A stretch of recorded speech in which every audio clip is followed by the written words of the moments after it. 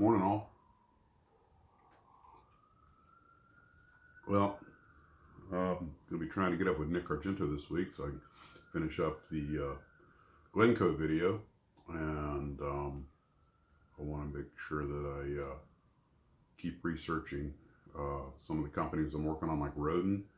These Ukrainian companies and Czech companies can really be hard to track down much information on. A few of them put stuff out there, but a lot of them you just can't find that much. And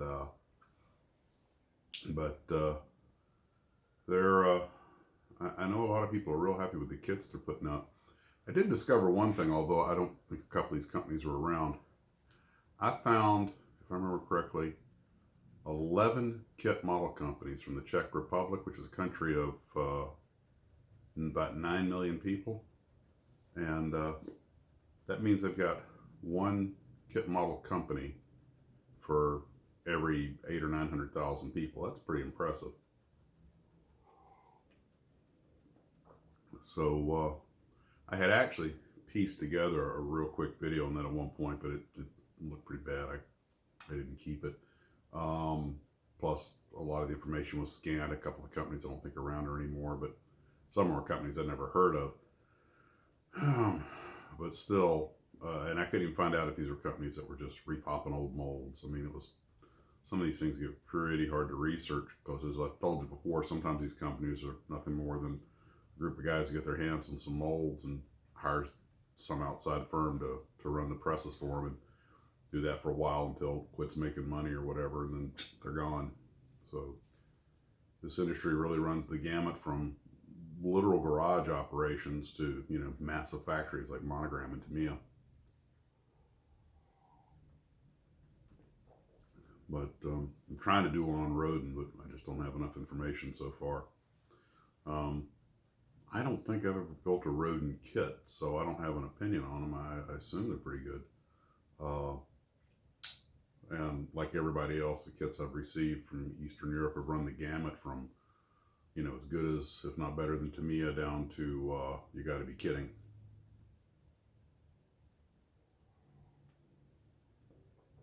So today is going to be more of a paint-oriented day than a build-oriented day. I want to, of course, tape off the Saturn V, get that little HMS Amazon painted. And as I was reminded, when I talk about HMS Amazon or any Royal Navy ship, we shouldn't say the like we do, like the USS Enterprise. They just say HMS da da da. So as I say, oh, he was on the USS Enterprise, I would say, oh, I was on HMS Amazon. And I kind of knew that, but I'd sort of forgotten about it. So one of those little quirks of our language. Anywho, the other thing I'm starting to slowly develop a little bit of an interest in, probably because of my exposure to it, is the history of racing. You know, it's interesting how you get, you might call it a natural interest in something, like, you know, with me, airplanes and militaria, and so you build models of it. And you tend to hang around with guys who also build models of it. But especially since doing this channel, it's been even more so, but as you get to know people who build models and other things, and, you know, you start building a couple yourself, building the model in something can kind of inspire an interest in that thing. Now, I've always had, like any guy, certain interest in cars. When I was a young kid, primarily the cars I liked were the late 60s, early 70s muscle cars, because those were what were cool. I think, like, you know, the SS Impala and the SS Camaros were, you know, kind of the things that every young boy wanted to drive when he grew up. And of course, I grew up the day of NASCAR, when it was literally stock cars and crash helmets and not much more. That's one reason I probably don't have much interest in modern stock car racing, is because, you know, NASCAR is National Association of Stock Car Racing. Well, there's nothing stock on these cars. Now, if they were to make these guys go to the local dealership, get one at the lot, strip it down, put a frame in it, and go racing in it, might have an interest. You know, my belief is if it's going to be put out there as a Ford T-Bird or whatever, then it needs to have a Ford powertrain in it. But well, you know, a lot of technology, a lot of advanced car technology came out of these out of the racing pits throughout the history of cars. Of course, I imagine probably some still does, but it's just not like it was before. It's just not stock car racing. It's stock car look-alike. Here, let's make the body look like a T-Bird. Now, I don't mean to say that as a complaint. I think the racing is still extremely popular, and you've got a lot of talented drivers. I've actually had a little hint of exposure to the real NASCAR world, and that's a tough way to make a living.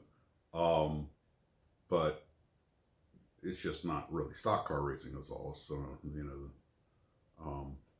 but anyway, I get off point. Thing is that once you when I grew up with that stuff, a lot of the guys built stock cars, models and stuff, and yeah, it was something I never really got that much into. But now I'm a little older and I'm starting, and folks have been sending me stuff. I'm starting to build more cars and more ships, and I'd always built sci-fi, but you know, I just recently did my first Gundam, and it's sort of I'm not sure if I would say it inspires an interest in it or more of just a curiosity about it. Well, I guess the two are fairly well linked. Um, but it gets me to reading a little bit about it and learning a little bit more about it. And when you start learning more about something, you kind of get inspired to do more. So now, even though I've got a bunch of projects going, now I want to do those other immense miniatures kit, the figurines, and I want to build that pickup truck that I bought, the Revell pickup truck, and I want to get that Polara. And originally the idea was to convert the Polara to look like my grandmother's, turn into a four-door, which I may still do, but I'm thinking, yeah, but now I've got these race car driver figures. If I do it as the race car and put the race car driver beside it, even though it's not technically the right driver, but you get the point, then I'd have 4 124, 125 scale vehicles and 4 figures to go with them. So just make a kind of a neat little display.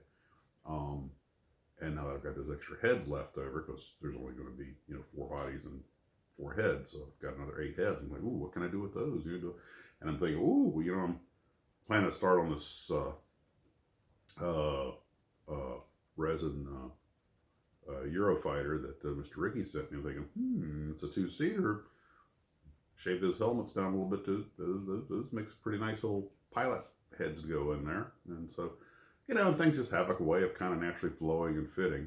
And I think I'm still going to try to convert that Polara to a 4-door, just partly just to sort of, come on, Max, you can do it. The gentleman who sent it to me was like, yeah, I know you can do it. Come on, I have faith. I'm like, ooh, doesn't like a pat on the back, and I've got faith in you to make you push your limits a little bit. And remember, it's all in good fun. And I'm probably going to head out shortly and get a little bit done, but without boring you guys with too much details about my life because of my weight, I try to do the intermediate fasting, you know, stop eating by 8 o'clock at night and don't eat again until noon the next day. And that means I still got a while before noon, so I'll have to end up in the shed trying to do a little bit of something before I eat. So keeps me busy, keeps my mind off of food, which is my other great passion. Not making it, eating it. So I'm going to, I think I'll get in there and see if I can start taping off the Saturn V and the, well, you know what, the Amazon, I think I'm going to, should I paint the black first or the gray first? I'll have to look at it. I'll probably paint it gray, you know, and do the paint job and make the last thing doing the bottom hull. And by the way, I don't know if you guys know, but for small models, when you have to put a perfect line, a lot of guys have a technique of dipping in the paint, and so that way they don't have to tape around an airplane spinner or something. Of course, you can have the problem of paint buildup, you know, getting it to dry evenly and everything. But I think one of the hardest things you can do is tape a straight line around a concentric circle like the spinner of an airplane or the hull of a ship. It can be, I've seen several videos and use the techniques on how to do a ship hull, but you get these contoured complex surfaces, it gets tough, even on a smaller model. You think you got it, you're so sure you got it, you spray paint it, you peel it off, looks good, and then one day you're sitting there looking on the shelf and going, holy crap, that line is curved, isn't it? Well, um, such are the trials. I was just sent an article about why would a grown man play with toy soldiers. It's really about modeling, and it's my understanding that um, the current world situation, one of the few businesses that's actually kind of benefited from it has been modeling because people are stuck at home. I'm seeing more and more articles about that, about modeling, than I've ever seen before in the mainstream media. And, you know, maybe one of the little silver linings we can glean out of this whole train wreck is, you know, some resurgence in model building. I mean, like I say, you take your wins where you can find them. It's not that I would wish a world pandemic on it, you know, or the 2020 dumpster fire just to improve model build, you know, the fortunes of model building companies and the hobby. But if it is something good that comes out of it, you know, then at least there's something, right?